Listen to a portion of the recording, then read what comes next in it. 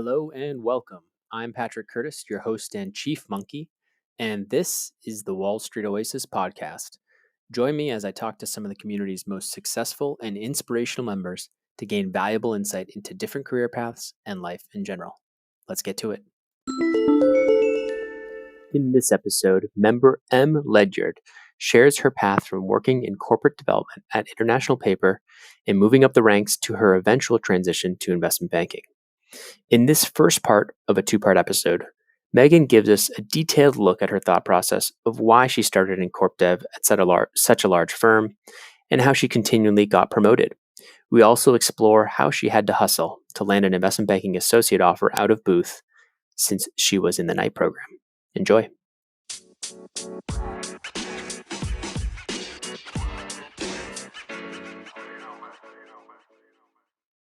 Megan, thank you so much for joining the podcast. Yeah, happy to be here today. Thanks so much for having me. So it'd be great if you could give the listeners just a short summary of your background to start. Yeah, absolutely. Happy to do so. I graduated from Ohio State back in 2004 with a concentration in accounting. I moved on to a company called International Paper that was headquartered in Memphis, Tennessee. I spent about 8 years with International Paper, predominantly in a finance management rotational program. I spent about half my time in corporate development and strategy, and the other half of my time out in the field in various operations and financial management roles. During my time in corporate development and strategy, I worked on the acquisitions of Weyerhaeuser, which is a $6.3 billion carve-out of their packaging business, and then the hostile takeover of Temple Inland, about a $4.1 billion hostile takeover. It's a big one. I also did it's a big one. I also did the industrial packaging's first acquisition in Mexico, which allowed us to grow our platform and get comfortable operating in that country. During the time period, I also started my MBA at Chicago Booth, and it was a wonderful experience. And the combination of both International Paper and Chicago Booth led me to pursue a career in investment banking. So I joined Morgan Stanley in August of 2013 within their investment banking practice, specifically in their consumer retail group. I had a wonderful 6 years at Morgan Stanley, but I chose to leave actually this year as a third-year VP, as I wanted to get back to the corporate side of the world. Okay, so I joined Ingredion as Director of M&A to lead the global M&A efforts. Also very happy to be back home in Chicago.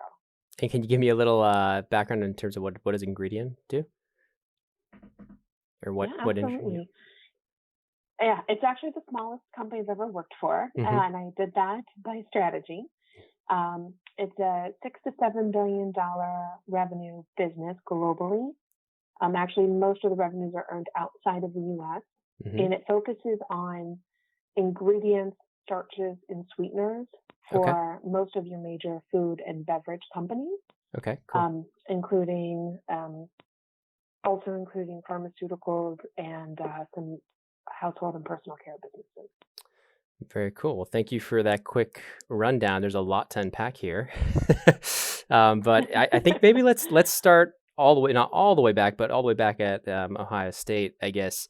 You know, the decision to major in accounting and kind of what was on your radar as you were going through undergrad? Did you have some internships in accounting? Was it always like accounting or bust, or what kind of led you down that path? Yeah, well, I like probably most undergrads. I switched my major probably a dozen times. And what I learned about myself is I love economics, and accounting for me was economics applied. But I still needed to think through what was I going to do after undergrad. So to your point, your question, I did do a variety of different internships. My first internship was with an off-Wall Street bank down in Memphis, Tennessee called Morgan Keegan. It has since been acquired by a couple of different banks, but I worked on the fixed income trading floor back in research. And what I learned is I loved observing capital markets. I did not want to be a broker or a trader. Tell me why. I worked on a couple projects. Tell me why you felt like it wasn't a good fit for you. Yeah, I think for me as a trader, what I really saw was, there's a learning curve to understand the markets and the dynamics between the markets. But then I saw them as just kind of doing the same thing every day. Okay. And I wanted a little bit more, actually found out a lot more of an intellectual challenge. Okay. The brokers were really focused on building the relationships with their clients and going out into the market, but they're selling the same products. And Got it. And the solutions that I saw for those products, we were very much commodity driven. And so again, I didn't see as much of an intellectual challenge on the sales and trading side. That's fair. Okay. And so I very did much that. like, yeah, go ahead. Yeah, no, then what other internships? You did an accounting internship, I assume, at some point, or no? I did. I worked, I really liked what was going on the corporate desk at Morgan Keegan. And I thought I really want to see how financial statements get put together. So I did a busy season audit internship with PricewaterhouseCoopers out in San Francisco, specifically focused on financial services. Wonderful firm. It's fantastic experience, but I didn't like the audit function. And, it's expressed as a way to really engage with your clients and help give advice. But what I felt was, you're kind of seconded into the most horrible conference room. And it's check the numbers, don't ask too many questions, and, try not to stir the pot too much. Got it.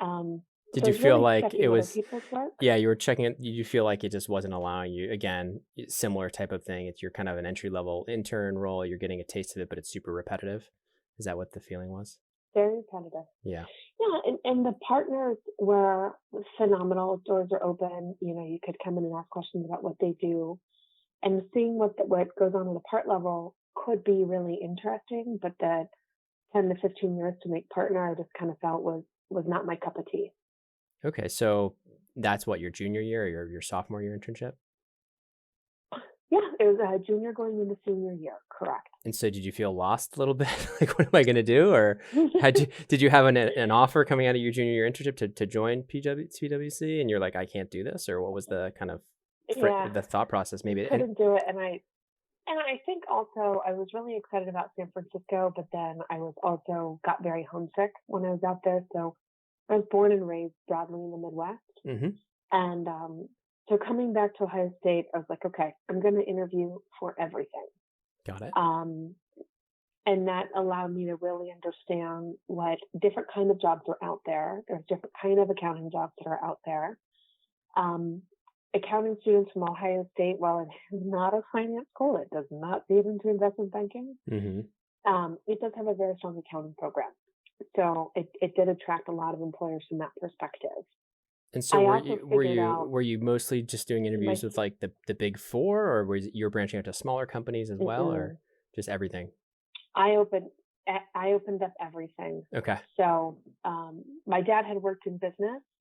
So there were a variety of people that he knew in different companies that were just willing to have what I now know is called an informational interview. You didn't even realize back then? I didn't realize it.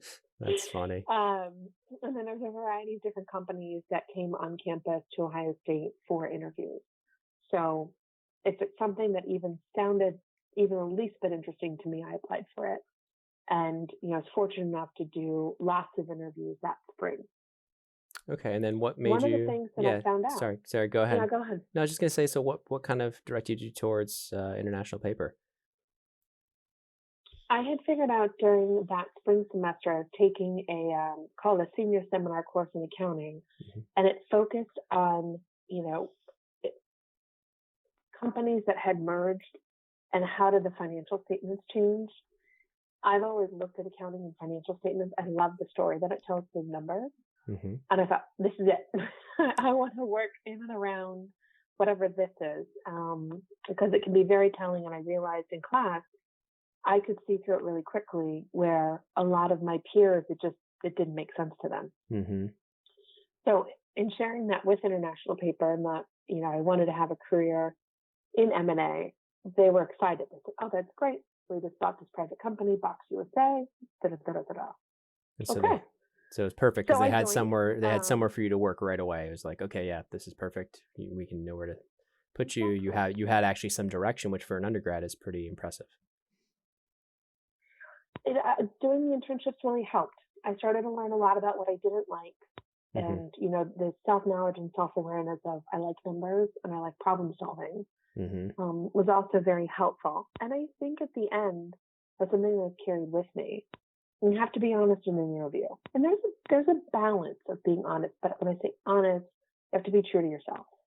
Okay. I So, know that there's others that go out in the interview process just to get the job right. and decide later. Right. I But feel they're like not really seeing the benefit of kind of saying, is this a good spot for me? that was very much me. I graduated in 2002 from undergrad, and it was like a bloodbath in terms of just no jobs out there. And especially, I ended up landing an investment banking job at Rothschild, but it was like one of the last interviews. I'd struck out almost everywhere. And at that point, it was just like, get a job, So, I mean, it's interesting that you say that. You had a lot of I feel like you had a lot of introspection for a senior in college to be able to go through all of that. So that was great. I'm looking back at I appreciate that. all the roles you had at International. It seems like every year or so you would kind of pivot. Is that by design with them? Was it like an FLDP? Should we consider it like a financial leadership development program where they're putting you through rotations? Or is it just you kind of raised your hand like no, and that yeah. Well, you know what? I think all of that. So International Paper did not have that formalized rotational program. Mm-hmm. I was, I was lucky enough, and sometimes I say the harder you work, the luckier you get. Yeah. But I was lucky enough to find some really good mentors, and they were the ones that continued to be focused on my early development and pushed me to try different roles. And it goes back to that, I went in and I started as a facility controller, and that went well. So then I went in to do this first M&A role, and that went well. And that's kind of how the career progression goes. What's interesting to me is that you started controller, then you kind of went to that M&A corp debt or what you might call corporate development and strategy, right? And then your next role was what was called an operations manager. Is that correct? Correct. And what was that pivot? What was that pivot about? Because it sounds like, at least for a lot of the people on Wall Street Oasis, it would be like corp dev and strategy for them, I think would be the place they want to be because they think M&A. Sure. Why did you leave the corp dev and strategy team? Why didn't you just kind of go up the ranks there? Because eventually you ended up back there, right? Eventually. I did. So tell me why all the other stuff with the operations and the plant controller, all the other stuff. I'm just curious about that, or maybe that's part of it. Everything is interconnected. Mm-hmm. International Paper values general managers, as most companies do. Mm-hmm. They want someone who can kind of do a tripod, if you will. Okay. One of the pods is finance and accounting, another pod is sales and marketing, and the third pod is operations and manufacturing. Got it. And you'll be a black belt in one, you'll be fluent in a second one, and then you can kind of operate or understand the third. And so I had that was kind of my third leg to develop as operations. So on the advice of mentors, and I got to live in Los Angeles, and I got to tell you, manufacturing companies, you don't often get to live on the beach in LA. So I took it. True. I learned a lot about myself. I learned that the general management path is just not something that I was very interested in, and I very much enjoy the finance and accounting side of the world. So instead of being a quote unquote generalist, I wanted to be focused on more quote unquote specialist. Did you feel like they were grooming you for senior leadership at some point since you were there for so long? Like, was that kind of in the plans? Yeah, no. And that was acknowledged that I was. So every company has something they call an HP list, a high potential list. Mm-hmm. And then there's an HP plus list, which is usually to be a company officer. Got it. And so tell me how competitive that is. Give me some of the numbers around how competitive it is in terms of how many people are just generally in corp dev or strategy, how many people are on that plus list, like, or the HP list and then the HP plus list, and what does that do in terms of your career? Like, just generally speaking, obviously not exact numbers, but just broadly speaking. I'll be honest with you. I actually have, I don't really know. I know it varies company to company. I'll broadly say that an HP plus list is probably less than 10%. Okay. And I would say that it's once you're on it, there's a certain element of staying on it, because once you fall off of it, as I've seen, it's harder to get back on it. It's weird. It's kind of, and I see the same thing in banking. It's, Mm-hmm. someone is the top bucket, Yep. and they can stay top bucket. But once you fall out of top bucket, it's hard to get back into top bucket. Interesting. So it's like you got to And keep being top grinding. bucket, You got to keep grinding. gotta grind. Yeah, Yeah. definitely. And part of it's that, but the other part of it is you can't sacrifice the result. You can't sacrifice the relationship that you have with your peers and that you have with your leadership just for the results. And that's a very fine line to walk. And sometimes that means giving up some of that value creation, if you will, or doing it perfectly. Can you give me an example in order to make sure that you're really honing all that in? Can you give me an example of that? Like, just to give it a little more, make it a little more concrete. Like, was there a time that you felt like you had to leave value on the table in terms of your work to appease a relationship of some sort? Or I don't know, in terms of like giving other people work and giving them the spotlight. I don't know. Well, I think what it comes down to more so, and I think it's crisper to give it in a corporate development context. Mm-hmm. Banking, there's kind of a lot of different nuances to banking. Sure. But let's say you're building a business case to do an acquisition, and you're sitting in the valuation seat and you're running the numbers, and you're like, but if I can do my revenue build and I can have all of these 6 assumptions and I can get them down to the fine line, like then I know that number is good. We can go to the CFO and say, super solid on growth rate. But in order to sometimes get those assumptions, you're grinding your marketing department and your sales leads, and they just can't get down to that level of detail. So you can push them and push them and push them, but really you're starting to get to a margin of error that's not really material. If I'm going in for a non-binding bid, I want to be negotiating a good faith, right? I don't want to have to come too far off of my value that I'm putting on the table. That's fair. So I have to balance my margin of error with how much you really grind your business partners and how precise you really need to be. So it's really a question of their way of going about it may not be your way. Right. So you're saying in the initial like non-binding offer, you don't want to basically burn a lot of the relationships internally to try and get like to the exact precision, and it's better to sometimes have just a wider range in terms on the initial indication of interest. Exactly. Okay. And it could be things that you're going to include for value creation or not. Did you struggle with that? Did you struggle because you wanted to get more precise and like letting that go a little bit? Yeah, I felt like I had to be super precise. Yeah. I remember my early days at IP, I never felt like I could put the phrase good enough and senior vice president in the same sentence. So I had to really learn how to manage expectations in a way where people didn't think I was, trying to get out of doing the assignment or get out of, doing a detailed analysis, but was really all about what can I give you and how fast can I get it to you with what level of precision, and have somebody view me saying, okay, she's on my team. She's really trying to help me out. Yeah. Okay, I get this, versus having them view it as I'm fighting them. Right. Got it. Any like tips in terms of how to reach that balance? I mean, it's probably just experience, but is there, it sounds like you had to manage up a little bit, or a lot. Absolutely. And so you have to do that a lot in banking. A lot. Can you talk to that a little bit? Let's go there, just in terms of, any advice you have in terms of how to manage up successfully. Obviously communication is important, developing that relationship, but anything specific in terms of just, I don't know, maybe tactical in terms of how to succeed in that avenue? Yeah, of course. A lot of it's going to start with your staffer and that relationship that you build with your staffer. Obviously different assignments are going to come down, and you may be hitting burnout, and you're like, man, I cannot do one more sell side. It is a total grind. So part of it's important to, one, articulate, am I burnt out and do I need a break? And the second is to be able to go back to your staffer and say, I really want to help out this team on the sell side.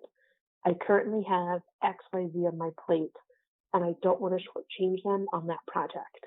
And sometimes you have to flag that you're getting burnt out and you just need like a weekend or a weekend day off.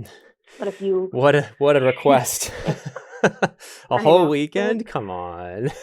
Oh, I know. Sometimes it is brutal. There's Yeah. no lie about that. So let's But when go. you can frame it as, Yeah, sorry, go I ahead. really want to take the assignment, and I also have these other projects that I think are conflicting with it, and I don't want to shortchange that group.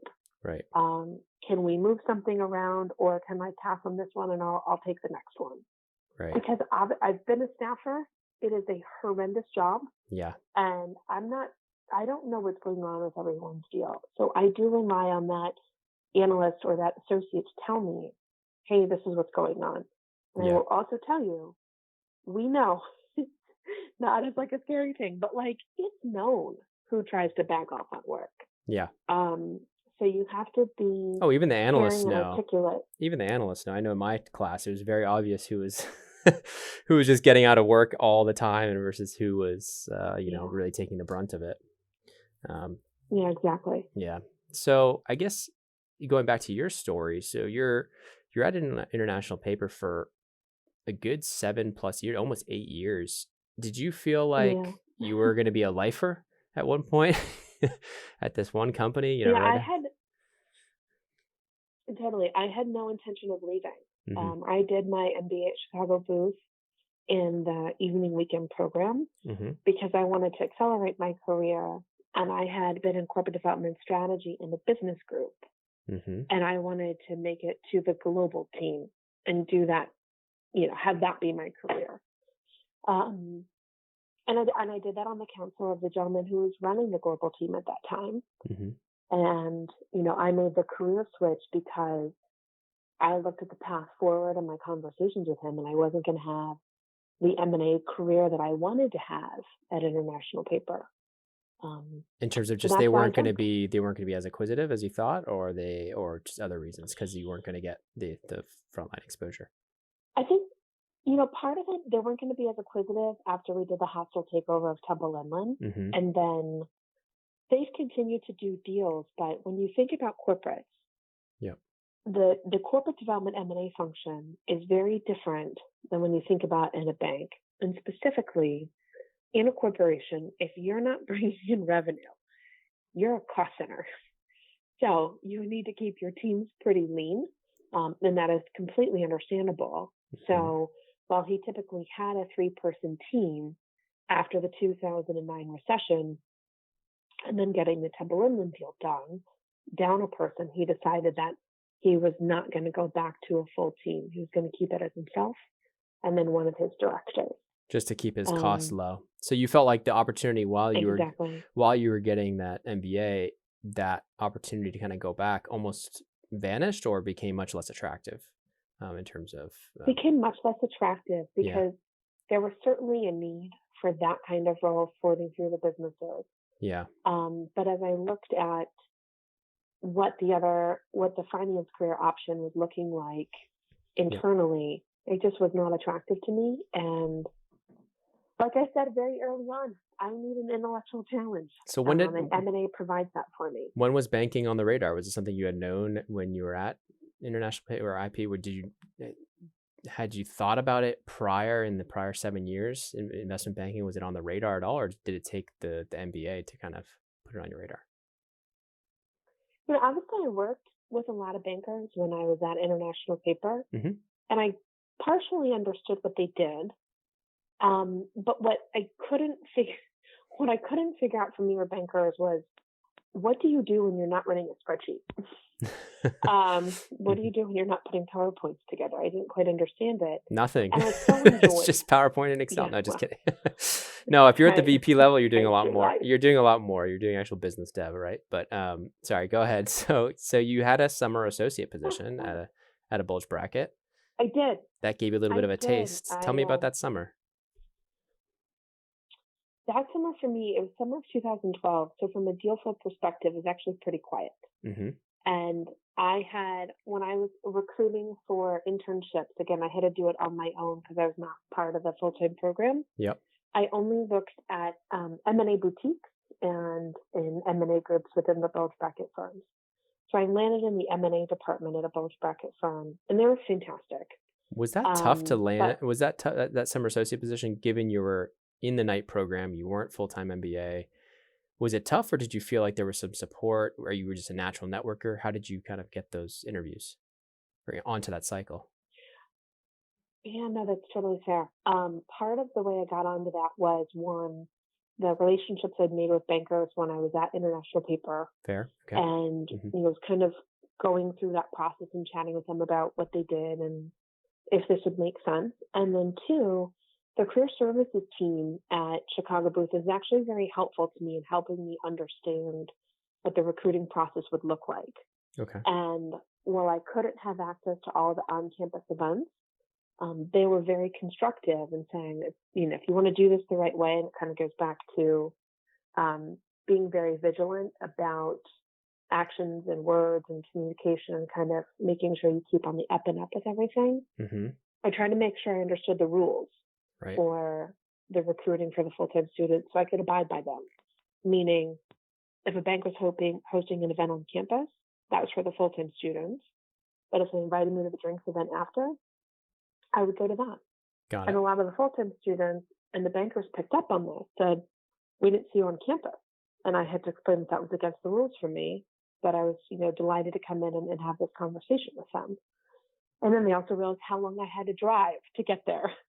So I actually ended up winning a lot of points, not only with my peers in the full-time program, but then also with bankers.